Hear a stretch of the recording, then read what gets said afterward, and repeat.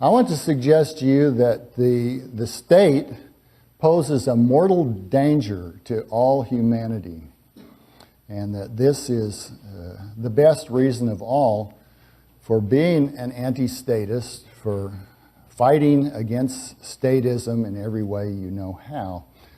And if I seem to be making some value judgments as I go along here, I'm not going to apologize for them, because they're not much more adventuresome than the value judgment that I prefer life to death. And I would like to see other people live rather than be destroyed by the state. I'm going to draw on a paper that was published in the Journal of Libertarian Studies a few years ago called If Men Were Angels. And some of what I'll say today you'll find there, but you'll find quite a bit more development of some of these ideas there than I have time to present to you this afternoon. So if you are interested in anything I have to say here, I recommend that you find this article. It's available online, like virtually everything that the Mises Institute has anything to do with. So it's there for your perusal. So let me begin my talk by saying something about the state and social disorder and liberty. By the state, I mean, as Max Weber meant, a territorial monopoly of law and order, of legitimate force and violence, that collects involuntary tribute from the inhabitants of a bounded area and makes rules that it enforces on the people in that area. Hardly anything is more common than the assumption that without a state, a society will fall necessarily and immediately into violent disorder. Indeed, anarchy, a word we have from the Greek meaning without a ruler, anarchy and chaos are often used as synonyms. The Random House Dictionary gives the following 4 definitions of anarchy. And perhaps some of you have looked up anarchy in the dictionary before and found these. Some of them are fairly straightforward, like the first one, although that can be misleading as well.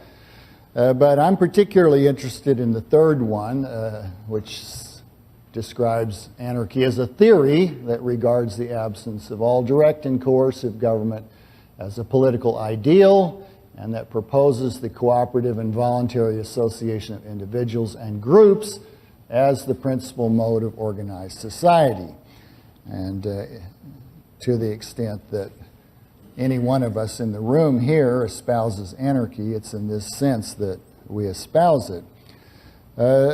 Suppose, however, that the situation described by the third definition were not merely a theory or an ideal, but a genuine possibility, perhaps even a historically instantiated condition.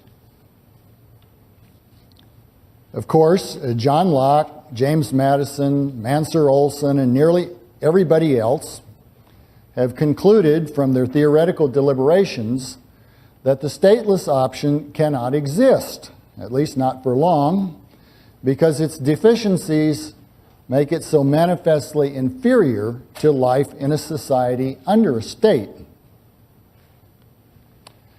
In Federalist 51, Madison wrote these words, very famous words, and they're part of a little longer discussion that I deal with in the article I referred to.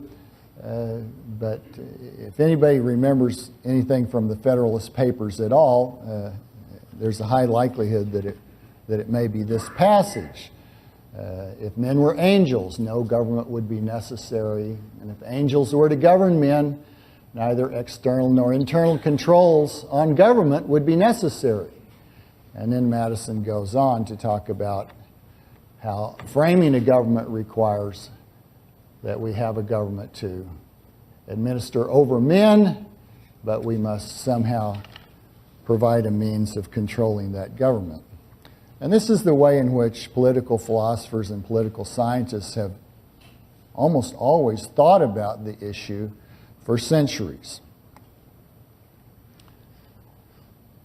I set up a little table to help me and others think about what's going on here, and it looks like this. If men are angels, and we can pass pretty briefly over that alternative, it's okay with no state, it's okay with a state. It doesn't matter, because even if there's a state, the people who compose it and operate it are angels, and so they're certainly not going to do anything untoward. But in the realistic option on the second line, men are not angels, but for Madison and for almost all others, the idea that we would have no state is simply inconceivable. They were the heirs of the kind of reasoning advanced by Thomas Hobbes and John Locke, and for these people and many others, individuals would find it very desirable to form what we now call the state in order to effectively protect their natural rights. And they would recognize that absent the state, they would be incapable of protecting their natural rights, and so they would probably be subject to all the horrors that Hobbes described as the state of nature. And therefore, the best conceivable situation in a world where men are not angels is that we have a state and allow it to rule over us in the way I described earlier. The alleged absence of significant historical examples of large stateless societies during the past several thousand years buttresses these theory-laden conclusions. Just as the poor we have always with us, so, except among primitive peoples, society and state are taken to have always coexisted. Now, one need not spend much time, however, to find theoretical arguments, some of them worked out in great detail and at considerable length, for example, in Rothbard's work and in David Friedman's work, arguments about why and how a stateless society could work successfully.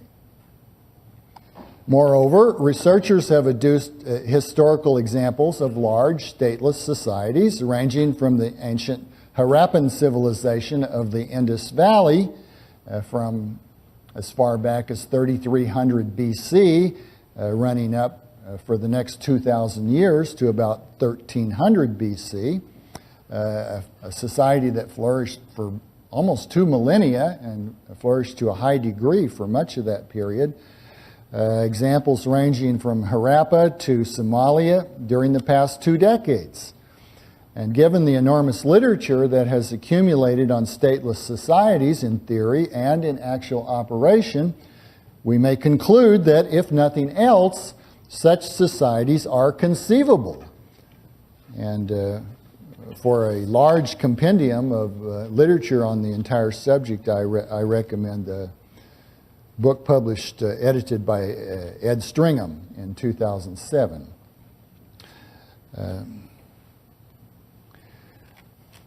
From this literature, I've been led to think in terms of what I call a more realistic model than Madison's. This one, again, men are angels, the state is irrelevant one way or the other. But if men are not angels and there's no state, we will have a bad situation.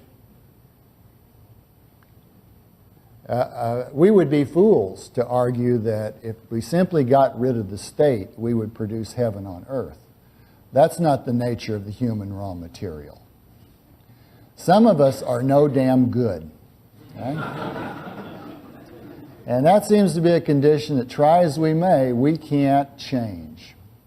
So it's always going to be the case that in society are some individuals that are inclined to criminal actions and aggression against their fellows. And that has to be dealt with somehow. So if we have no state to deal with it, we will definitely have a bad situation. However, I maintain that if we do have a state purportedly to deal with it, we will have a worse situation. Okay? Although I admit that the outcome in a stateless society will be bad, because not only are people not angels, but many of them are irredeemably vicious in the extreme, I conjecture that the outcome in a society under a state will be worse, indeed much worse. Because, first, the most vicious people in society will tend to gain control of the state.